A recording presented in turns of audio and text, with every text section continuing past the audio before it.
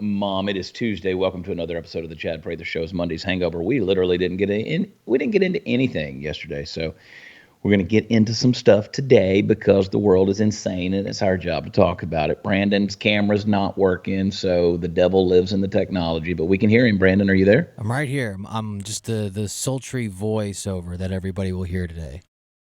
Yeah, that's kind of a Charlie's Angels vibe we got going on there. So that's he's there. We can hear him. We just can't see him. You would think the Blaze would invest in some equipment. I'm just kidding. Who knows what happens in the crossing of these wires? And I'm the one who screws it all up by taping from home. So I'm going to spend the rest of the week at home. You know why? Because I want to and I can. And these holidays hit me hard this year. Man, this was the hardest year. You know, a lot of people said, Chad, you worked so hard. You did so much. You were in so many places. You were busier than ever. And I said, I'm not busier than ever. Like, I can remember when Party Foul Steve and I used to get on the road and we would go do like 5 cities a week for live shows.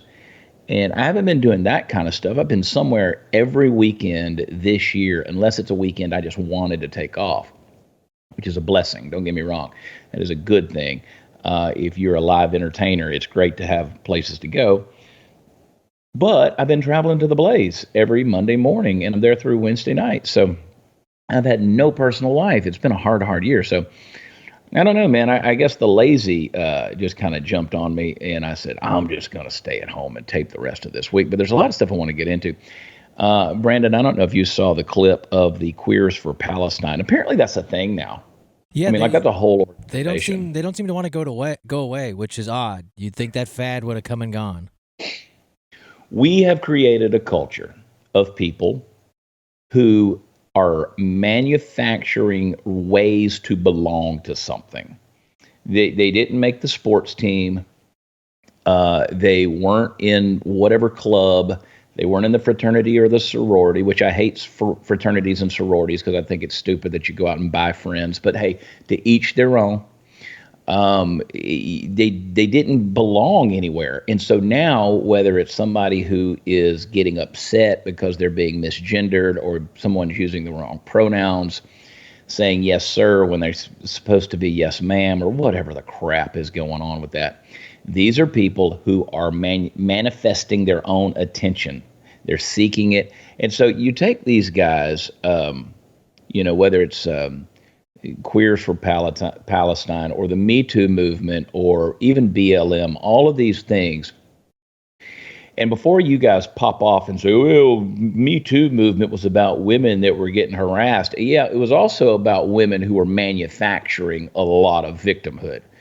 Yes, women get harassed. Stuff happens. Stuff happens to men too. I've never done a show where somebody didn't grab my ass. So, yeah, stuff happens, and there's things that happen. But again, a lot of it is manufactured victimhood, and it gave you an opportunity to go out and show your solidarity in a group of people, tell your story, and for once somebody you thought was listening to you.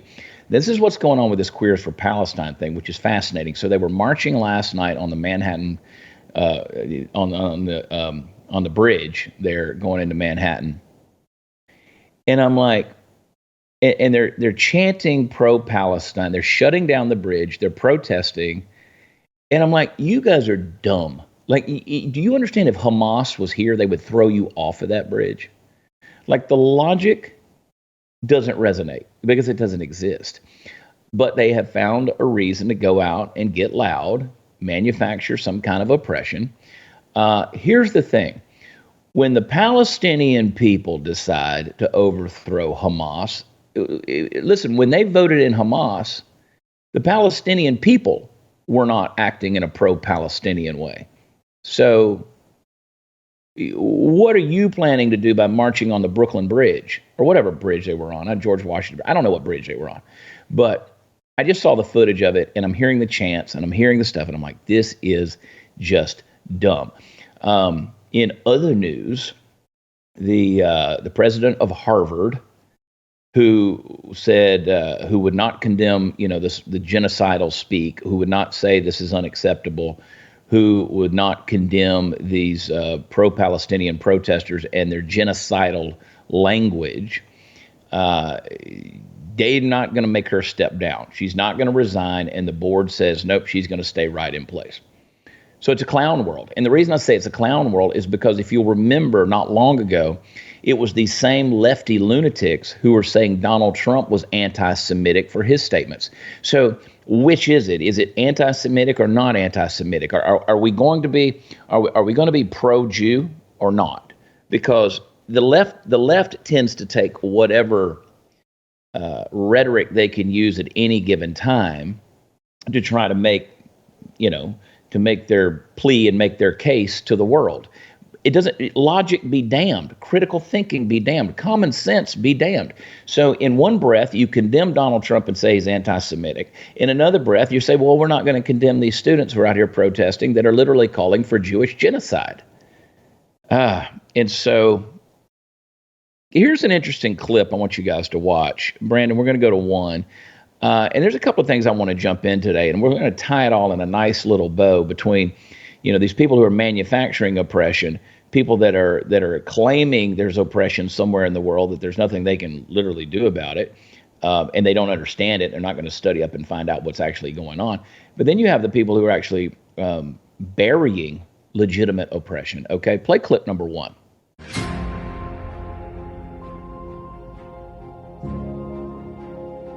So you replace the word Jew with any other marginalized group using AI. Ms. McGill, at Penn, does calling for the genocide of black and brown people violate Penn's rules or code of conduct? Yes or no?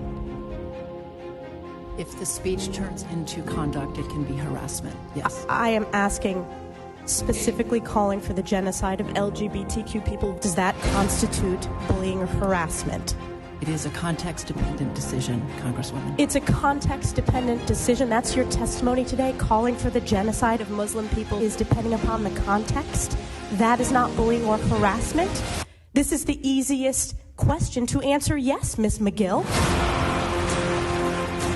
So why is it so hard when it comes to Jews? You can go to fightbackfilm.org and see all of that. Brandon, what's your thought on that deal right there? I mean, you can, any other so-called marginalized group, you toss that out there, things get a little bit wonky. What do you think? Yeah, I mean, it's pretty obvious when you put it into that particular context, and I'm sure the answer would have been different. So yeah, I thought that's a good exercise for it, because it shouldn't have been a hard question to answer. Yeah, but you throw the Jews out there because, again, and let me tell you why it's so easy for these people to say the Jews. It's the same reason that they could say white males. They could say Christians. They can say heterosexuals. They can say conservatives. These are all groups that are perceived to be the people in power, and therefore you can fight the power. Therefore, you can call them any name. You can call for their genocide, call for their deplatforming, call for their demonetization, call for their careers to end, cancel them. You can call for anything. You can call for genocide on these people, and it's okay, because these are the people who are the quote colonizers. These are the imperialists.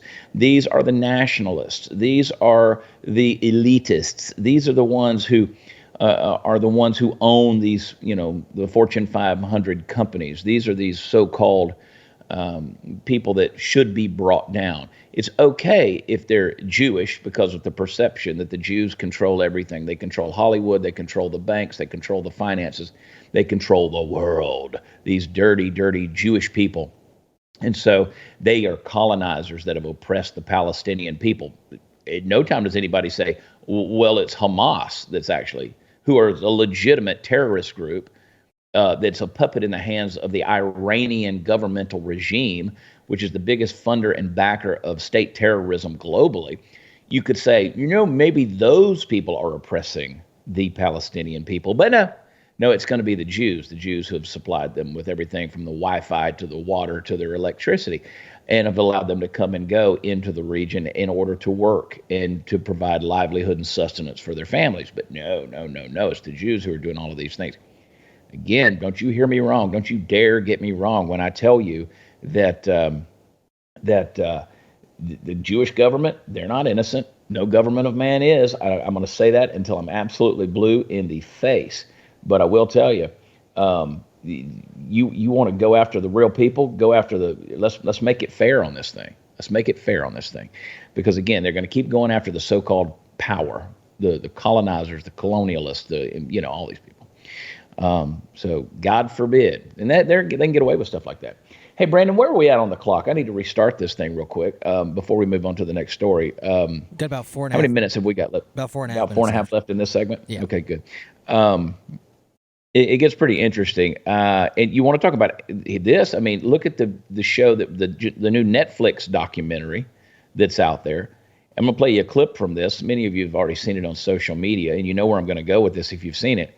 This is an extreme anti-white message, which again flies right in the face. You fight the power, right? The perceived power. So play clip number 4.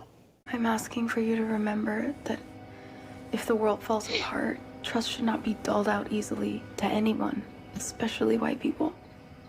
Even Mom would agree with me on that. Yeah. No trust should be doled out, especially with white people.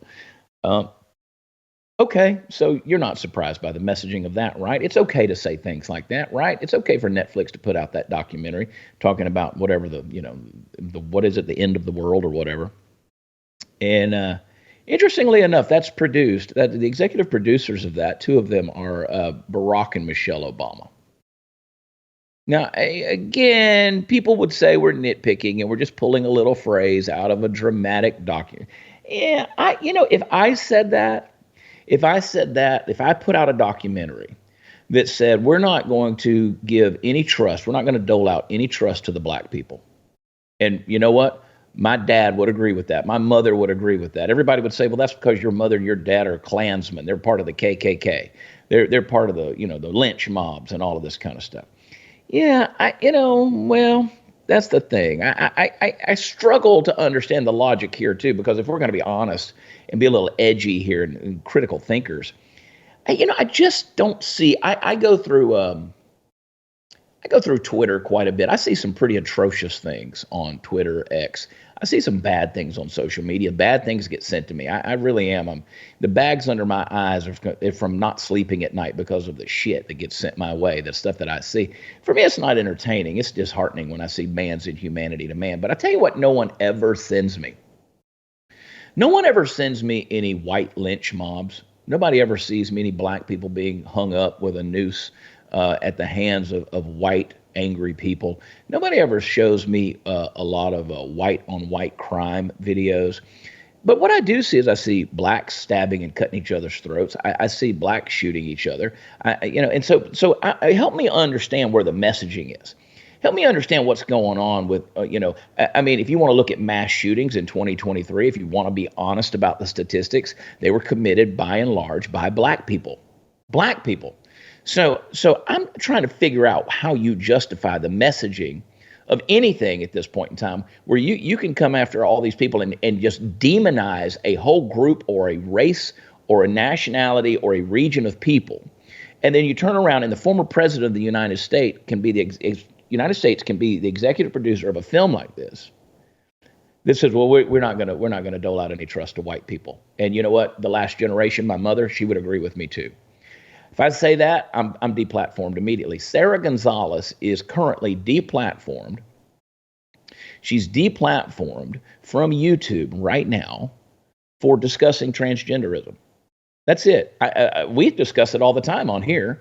We talk about it all the time on here. We don't get any strikes. I don't know why that is. I mean, Sarah, she called me the other day. She was pissed off. She said, I don't understand. She said, Chad, you get away with everything. And I was like, well, I don't know. Maybe it's because I'm a white male, right? Maybe that's the whole deal. I'm just a white male and I can get away with it all. And you guys would say, yep, see, he's one of those elitists. He can do anything. But where are we at? If I say anything about transgenderism or whatever, but the Obamas, feel free to put a documentary out with that type of rhetoric on Netflix.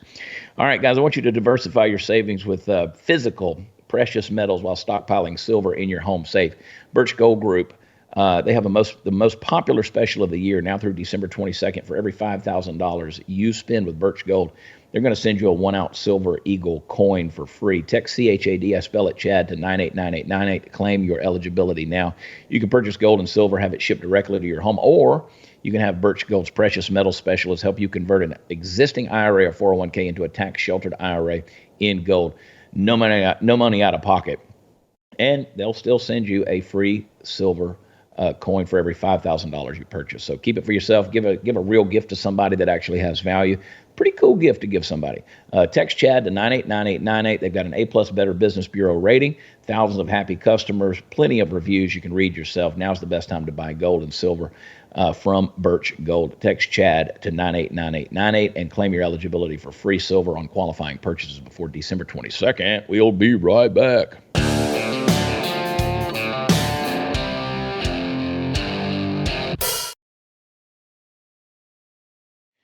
All right, I'm all over the place because there's so many different things I want to talk about, and I'll be honest with you, I get a little gun shy after them shutting down Sarah and all of that stuff on her YouTube and making it the way it is. It's tough. It's tough. You can't talk about anything. They throw this stuff in your face. You're not supposed to discuss it. You're just supposed to accept it. You talk about what's going on in Israel. You talk about what's going on in Gaza. Everybody's so damn sensitive. I mean, if you want to see a perfect example, go to Dwayne Johnson's Instagram. Go to The Rock's Instagram. Anything he posts. I mean, go to one of the posts where he visited the Capitol or visited the Pentagon. And again, I'm not some big fan of Dwayne Johnson. I don't give a damn what Dwayne Johnson's doing today. I have questions when he's visiting with people at the Capitol and, in the Pentagon, those kind of things. But go in the comments and just read how many pro-Palestinian things. And listen, don't get me wrong. I want to make sure you know what you're saying when you say it. So when you say pro-Palestinian, what are you expressing? Because listen, when it comes to innocent citizens, men, women, and children who don't have any dog in the fight, yeah, I think you should be pro those people. You should be very much protective of those people, and you should speak out for those people. But that's not what's going on here. These people are talking about the eradication of the Jewish people. They're talking about genocide. When they say from the river to the sea, they are literally talking about, they're not talking about them moving off somewhere. They're talking about destroying them, annihilating them, eliminating them. So when you start talking about the Rock, they post on there, you haven't said anything about Palestine, you're a disappointment, all this kind of stuff. Go look at it. You can't talk about anything. If you even allude to anything, those people are going to come at you. They're going to try to cancel you. So, I mean, here we are. We're walking on a razor's edge, just having a conversation about any of this crazy stuff that's going on. So, anyway, I mean, look at freaking Bernie Sanders. Look what Bernie Sanders had to say about Hamas. Play clip number 8. In terms of a permanent ceasefire, I don't know how you could have a permanent ceasefire with Hamas, who has said before October 7th and after October 7th that they want to destroy Israel. They want a permanent war. I don't know how you have a permanent ceasefire with an attitude like that. Okay, so the war you're saying against Hamas is justified in that way. I think Israel has the right to defend itself and to go after Hamas, not the Palestinian people. See, I mean, it's almost like, wow, little common sense spilled out of a communist mouth right there, because he gets it. At the end of the day, Bernie can talk communism all he wants, and he's all for typical communist, all for oppressing certain people groups. But in this situation, yeah, he can't do that. And so you notice that pinhead host right there, who's going to try to push back and say, so what you're saying is you can't have. He said perfectly clear what he meant. And he said, you go after Hamas, you don't go after the Palestinian people. And, I don't know of anybody that's going after the Palestinian people. So what are you going to do? SNL is in a lot of hot water, Saturday Night Live, which who cares about Saturday Night Live, except for the arts and the comedy and the entertainment industry should tell you they have their finger on the pulse of what people in that actual elitist cabal are thinking and believing, because they put stuff out according to their worldview. And so it's a litmus test for what we're seeing happen in our society. That's the only reason that stuff's important. People say, Saturday Night Live's not funny anymore. It's not meant to be funny anymore. They use a little bit of humor. It's a rough attempt at humor to try to get a cultural and societal philosophy across to people so that ultimately the brainwashing just works easier. It's an easier pill to swallow. You can take an ideology, trust me, I know this. You can take an ideology, wrap it in humor, make it an easier pill to swallow, and eventually people just come out going, oh, that's just the truth. Well, you don't know if it's the truth or not because you never checked to see it. You never thought anything critically about it. You just swallowed it with laughter, and then you began to accept it. And this is what happened whenever SNL made fun of these, talking about these college presidents who refused to condemn this genocide speak. Play clip number 9. Thank you, Chairwoman. Now, I'm going to start screaming questions at these women like I'm Billy Eichner. Anti-Semitism, yay or nay? I'm sorry, what? Yes or no is calling for the genocide of Jews against the Code of Conduct for Harvard. Well, it depends on the context. What? That can't be your answer, you pen lady. Same question, yes or no? Well, we are serious about stopping all forms of hatred, anti-Semitism, Islamophobia. The second one, and my tea lady, chance to steal. And keep in mind, if you don't say yes, you're going to make me look good, which is really, really hard to do. So I'll ask you straight up. Do you think genocide is bad? Could I submit an answer in writing at a later date? Am I winning this hearing? Somebody pinch me. Ms. Stefanik, your time is up. Oh, thank God. The chair recognizes gentleman from Michigan. Thank you. I yield my time back to Ms. Stefanik. Damn it! I am here today because hate speech has no place on college campuses. Hate speech belongs in Congress, on Elon Musk's Twitter, in private dinners with my donors, and in public speeches by my work husband, Donald Trump. Yeah, at this stage in the game, they're not even using real audience laughter. I mean, that's laugh track stuff that they're throwing behind it because, and again, they're catching hell over this stuff. Brandon, have you seen any of the responses to this stuff? Have you been paying attention to any of those comments, or just kind of out of sight, out of mind? Nah, I went through them a little bit, and it's good that SNL gets told it's not funny regularly because Jesus Christ, it's so unfunny. Yeah, it really is. It's cringe. And but again, they're going to make fun of a congressperson. They're going to make fun of Stefanik rather than making fun of these college presidents who really should be called out. Yeah, I mean, it should. Again, when you're at a point in history where you are consistently making light of the wrong people, and trying to make the people look wise who are calling for, or at least failing to condemn a genocidal action or rhetoric, we got a problem. We've got a problem. So anyway, that's the world we're living in, folks. And you know what? I want to go on, and I'm sick to death. Go down to 14. I'm just going to bounce around. Yeah, we'll bounce around here. Before I get us canceled, let me go down here to 14 and bitch about this for a minute. Dana White, president, founder, UFC, he sits down with Tucker Carlson. Play clip number 14. I'll tell you what, if you consider yourself a patriot, right? You're a patriot, you should be drinking gallons of Bud Light. Believe me when I tell you. Wait. I should be boycotting Bud Light. Gallons of Bud Light. You should have Bud Light drums stacked up in your garage and drinking it right out of the keg. They are way more aligned with you than most of these other beer companies are. That I guarantee you. Take it from somebody who's in the know, who does business with beer companies. You are way more aligned with Bud Light than you are with any other beer company. I mean, they didn't come into partnership with you by accident. No. Obviously. We had multiple bidders on the table. Did they seek you out? We had multiple bidders on the table. They were one of them. And as history has shown me with relationships that I've had with other beer companies, I, who lean more this way, I, who consider myself a patriot, I don't go crazy over the whole patriot thing, but I consider myself a proud American. I'm happy to be an American. I love this country. And you are way more aligned with Anheuser-Busch than you are with other beer companies. All right, so it's real simple. That's a guy who's receiving hundreds of millions of dollars from Anheuser-Busch. He's had his little private conversations, and they've said, listen, man, we really do lean a little more right than these other fruity, beer companies that are out there.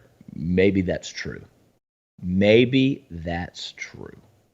However, I have yet to hear Anheuser-Busch come out and say 2 words, 3 words. You can make it 2. You can shorten it up with a conjunction. I'm sorry. We're sorry. We screwed up. That's all you got to say. We messed up. We misjudged you. We targeted you in a way that we don't believe was fair. We crammed something down your throat. We messed up. Regardless of what the perception, don't come out and say, well, what we intended to do was, no, you messed up. So if you want to do that, you want to win back a customer base, you're not going to trot Dana White out there. You're not going to trot Kid Rock out there. Because again, contrary to what the left wants to believe about you and me, we don't worship UFC. We don't worship Kid Rock. And we honestly don't worship Donald Trump. So if Donald Trump is on Epstein's list, I'll be the guy that ties the noose. If these guys want to cram some ideology down my throat, they can go to hell too. I'm not worshiping any of them. Anheuser-Busch made the mistake. It's not up to Dana White or UFC or Kid Rock or anybody else to come out and try to justify their mistake and make me believe that. No, it's Anheuser-Busch's mistake. They need to own up to it. They want to do something about it. They need to do it. They need to take care of this. So that's where I stand on that. I'd love to hear your opinion. You can go to where podcasts are offered, and you can leave me a rating and then leave a little review that tells me what you think about the whole deal. All right, guys, Patriot Mobile, for more than 10 years, Patriot Mobile has been America's only Christian conservative wireless provider. They stand behind their values, their exceptional service. They're an example of putting the cause ahead of the profits, and it's why I'm happy to partner with them. Pretty proud of it. So Patriot Mobile is extending their Black Friday deal. In their Every Friday Matters deal is what they're calling it. You can get a free smartphone when you switch today. Patriot Mobile offers dependable nationwide coverage. They use all 3 major networks, which means you get the coverage you want. You get to pick. All the stuff you're accustomed to, you're not going to lose it. And you don't have to worry about funding the left's ideologies. So when you switch to Patriot Mobile, you're supporting free speech, religious freedom, sanctity of life, veterans, first responders, all the stuff you believe in. They've got a 100% U.S.-based customer service team, and they'll help you out. You can keep your number, keep your existing phone, or let them give you a free smartphone from Patriot Mobile. Go to patriotmobile.com/Chad or call them 972-PATRIOT. Talk to them on the phone. Use promo code Friday76 and get a free smartphone. That's Friday76. It's a limited time offer. So join me. Make the switch today. patriotmobile.com/Chad. I'll be right back.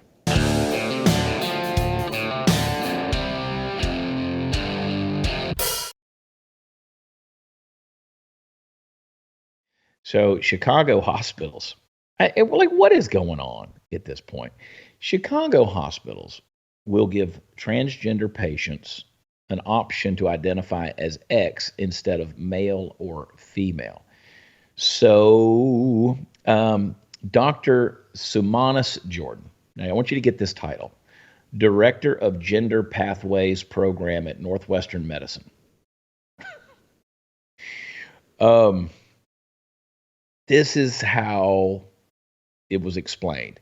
Quote, Northwestern Medicine hospitals and outpatient centers affirm every patient's gender identity.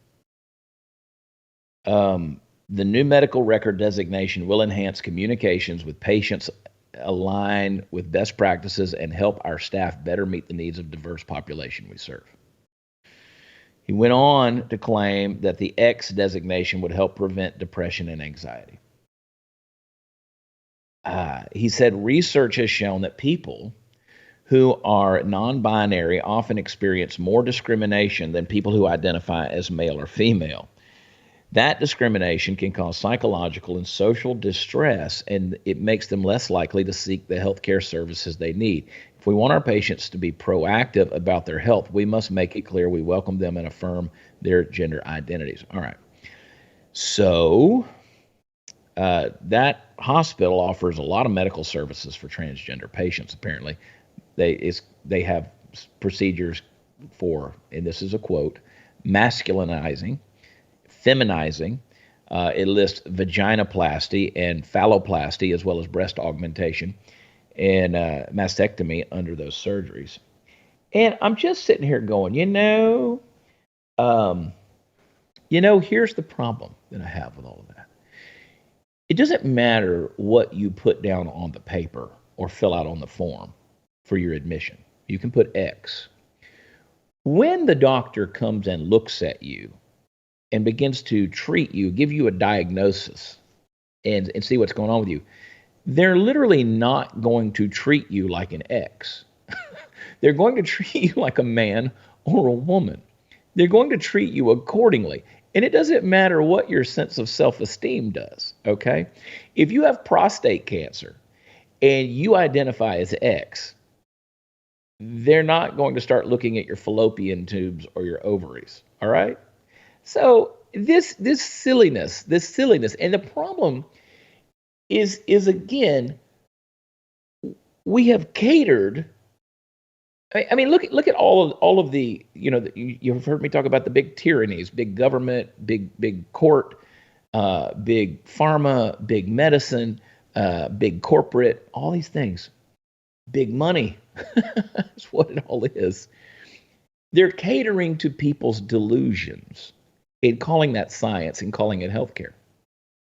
And then they're going to turn around and say that by Alex Jones being allowed back onto Elon Musk's platform, that people are going to get murdered, people are going to die.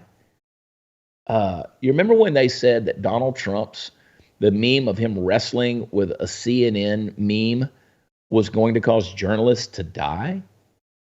What in the actual F do you think is going to happen when patients with a serious condition check into Northwestern medicine hospitals in the Chicagoland area, and they get treated as X? I'll let you decide on that whole thing, what you think. But this is a perfect example of the fact that we just have never pushed back on insanity, and now it's run absolutely crazy. Now, in other medical news, the state of Texas Supreme Court blocks a Democratic judge's order allowing mother over 4 months pregnant to abort baby and prompts her exodus. So there was a Democratic judge who had allowed for a 31-year-old mother, well over 20 weeks, along in her pregnancy, to end her child's life. So the mother of the child was diagnosed with Edwards syndrome, which is a survivable genetic condition that occurs in maybe 1 out of 2,500 diagnosed pregnancies and 1 out of 5,000 or 6,000 live births. It's most of you have no clue what Edwards syndrome is unless your family's been touched with it.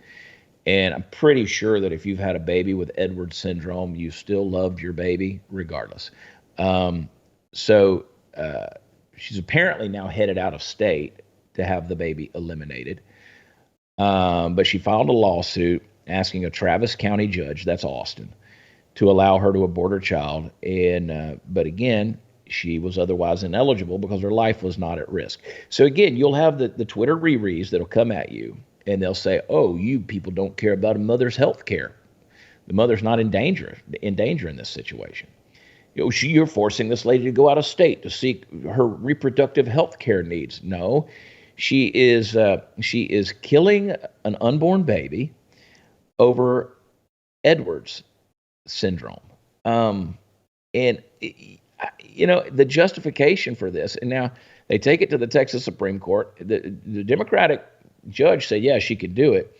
Texas Supreme Court says, no.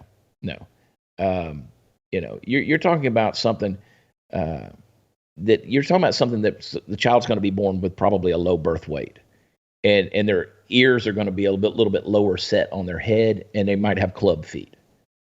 And you're going to kill a child over club feet because of the position of their ears? Really? I mean, that's. I mean, you're literally. This is the essence of using abortion for birth control, because you've decided on the basis of preference for your child whether you want the child to live or die. So I'm just talking. People can throw hate at me and say, "Oh, you're against reproductive health care." This is not health care for the child. This is murder. And so, and again, it's quite literally birth control on the basis of preference. You did not conceive a baby that in your eyes was going to be that perfect bouncing bundle of joy. They got Edwards syndrome. Okay? And now you're going to take this thing all the way up to the Supreme Court. Democrat judge is going to approve the abortion, and Texas Supreme Court says no.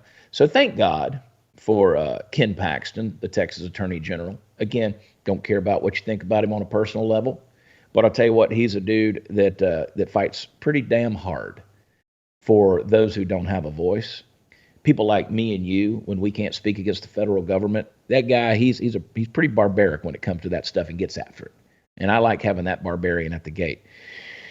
So he highlighted that the mother's life was not at risk. So you can stick that in your women's reproductive health care thing, and you put that in a pipe and smoke it. And so guess what? A doctor goes in and performs that abortion, and now those doctors that perform that, they could now be held accountable and liable for civil and criminal abortion laws that they violated.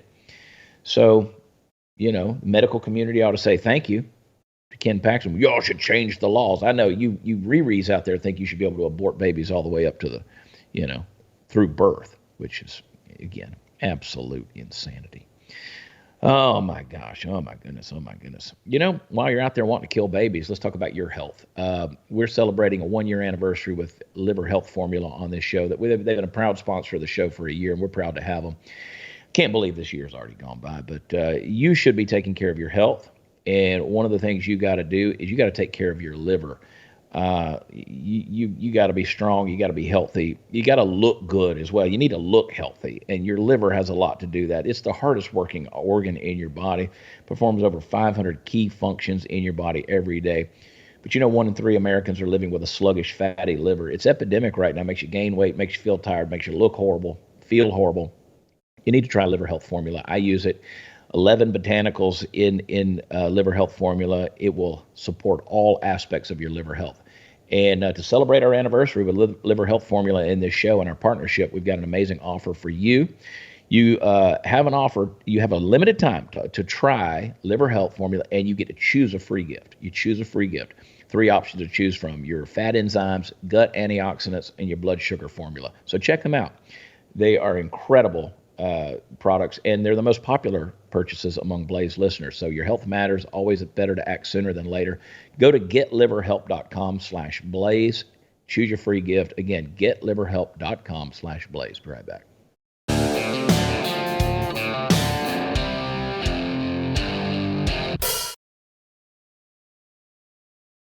All right. The world's stupid, man. It really is stupid. The other day I was having a conversation with somebody, and they mentioned having chief diversity officer or something at their company, like a diversity and equity person, and they were a C-level position. It was an executive position. And Brandon, I asked him, I said, what does that person do? I mean, Brandon, off the top of your head, like, what would you think that a chief diversity officer at a big company, what do you think they do? I mean, what do you think they do? I mean, I guess in practicality, they just make sure you don't hire white people unless they're like gay, right? Bingo. Yeah. Bingo. And then they sit around and they try to see who has been oppressed at work today. That's the other thing. Like if somebody, crowded you in the elevator and you're black and you need to complain about it because that was some kind of discrimination, that's where you go. You go to that and say, "Oh, I was harassed in some kind of way." And I'm being a little bit facetious, but am I? Am I at this point in time? So this is so stupid. Forget hiring the best person for the job. Forget maintaining an effective and efficient workforce. Boy, howdy. Play clip number 6. So we take underrepresented and gender. You got to move both forward by a percentage. That leads to a plus on your bonus. By the way, if you lose part of your bonus. Paul's held to the same standards. Paul and I have been working together to say, okay, how do we apply those deeper into the organization? I'm very clear about this. I expect at the executive level, so that is not just my directs, but all executives in the company have to move forward by 1% on both underrepresented minorities. So let me say it, Asians in the US are not an underrepresented minority in a tech company. However, others are. Ditto on gender diversity. I'm not trying to finesse this. So for blacks, we should try to get towards 13 point something percent. On Hispanics, you got to get into the mid-teens. On gender, okay, we are somewhere in the mid-30s, I think, for all of IBM. For those of you who couldn't see that, and for those of you who would care to go back and watch it again, the girl below him, there was a Zoom call type thing, and so there were 3 people on. The girl below him in the screen below him, it's all she could do to keep a straight face. Now she's a white girl, and is there a way, Brandon? Can we play that clip again without the volume on it, and let me just unpack some of what he was saying based on the graphics? Is it possible to do that? Yep. All right, play it. So play it again. So his name is Arvind Krishna. He's the CEO of IBM, and he talks about you're going to lose your bonus, and you got to hold everybody to the same standards, but you're going to lose your bonus if you don't have enough diversity hires. So he says at the executive level, he says that you have to move forward by 1% on both underrepresented minorities. But then he goes on, he says, let me just say Asians aren't underrepresented in a tech company. Wonder why that is. But he says blacks, we got to get them up to 13%. Hispanics got to get into the mid-teens. All right, so basically the same. With gender, we're in the mid-30s, so he says, I think we're okay there. Let me tell you something. How does it make you feel if you're a black person or you're a Hispanic person, and to IBM, the CEO there, all you are is a percentage point? Now, if you're okay with that, it tells me something about you. You don't care about performance. You don't care about doing a job or being qualified for the job. You don't care. All you care about is taking home the paycheck. So, again, I had someone this morning on X who was talking about how qualified Michelle Obama was compared to other women in politics, because she has an undergrad from Harvard. Now, I will remind everybody that she, just like Kamala Harris as well, were both gained admission, they garnered admission into their respective schools and degree programs because of affirmative action. And then now, generations later, we're going to hold that up as a standard and say, look what she accomplished. But did she? Did she? She was giving something because she had to be, they had to meet a quota. She was literally a societal percentage point. I don't know about you, but I don't want anybody giving me something that I didn't earn or deserve. Now, that's just me. And I know I'm very rare in this society these days. I don't want somebody giving me something that I didn't work for, that I didn't earn, and that I don't deserve, because that's humiliating to me. I mean, I've got to walk around with that in my conscience, knowing that someone else out there could do the job better than me. You know, sometimes I look at the things I do to make a living, you know, whether I'm running my mouth or getting on a stage or the things I'm doing with music. And I'm like, and I do, sometimes I feel like, I'm like, damn, like, I know that I don't do these things as well as other people do them. And so in some cases you say, I kind of feel like a sham here at this point. You know, there's some things I do really, really well. There's some things I don't. And some things people heap praise on me for the things that I don't do really well. And I'm like, really? IBM is going to say, well, we just need you to be a percentage point. Just make sure you go out there and get those percentage points. That to me is dehumanizing. It really is. Forget the work ethic stuff. It's dehumanizing. We're hiring you not on the basis of what you bring to our company to make it better and more profitable, not because you really bring something other than your skin color. That to me is just untenable. But the fact that we use that level of racist rhetoric, and that's what it is, and I don't use that lightly, it's racist rhetoric in order to meet a bottom line. Yeah. All right, guys, since the early days of Blaze TV, we've been fortunate enough to work with the folks over at Relief Factor. We love them. They're great. They're another great partner, and they have this product that it just has this remarkable ability to reduce pain for all these different types of chronic ailments. It's all natural. It's not a drug. It's developed by doctors, but let me tell you, it attacks the inflammation, keeps your inflammation markers in check, which not only causes the pain in the joints and all of the the stuff that goes on when you wake up every day and you're ooh and ah and oh my God, am I having another kidney stone or is this arthritis? What in the hell's going on in my body? Let me tell you something. Inflammation, it leads to a lot of issues, not just chronic pain, but a lot of issues out there, including disease if you don't deal with it. So Relief Factor works for me. I've proven it time and again. It's an all-natural alternative to pain medication, and it'll help you as well. I believe it will if you'll try it. You don't know if you don't try it, so give it a shot. You've been thinking about it. You're on the fence. Order some today. Get the trial pack. You know it's $19.95. See if it'll work for you. 70% of the people who take it keep on ordering it because it works for them. Call them. The number is 800, the number 4, relief, or you can go to relieffactor.com to order them. And check them out, relieffactor.com. We'll be right back.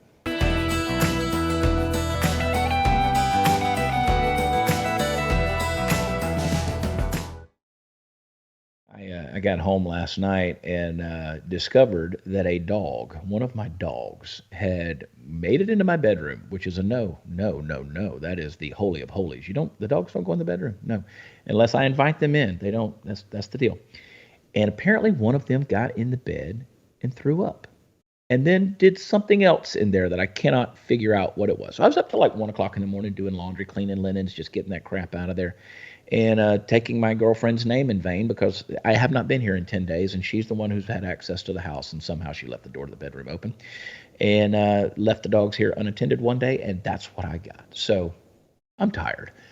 I just had to get that off my chest. I just had to throw her under the bus. But you know what? Thank God we, for now, have washers and dryers until the Biden administration comes and gets them. Then I went to the grocery store early this morning, spent $225 on literally plastic sacks of nothing. Thanks, Joe Biden. Guys, huge announcement coming on Monday, the 18th. We will be here in studio. So I want you to tune in for that and find out what's going on as we head into 2024. I'm in St. Cloud, Florida this weekend. The shows are sold out, so that's exciting for me. Get to go hang out with my buddy Party Foul Steve. Thanks to Brandon and Joe, and we will see you guys tomorrow. Don't forget, subscribe to Blaze if you haven't already, and know that we love you. Appreciate you. God bless you. We'll talk to you tomorrow. Bye.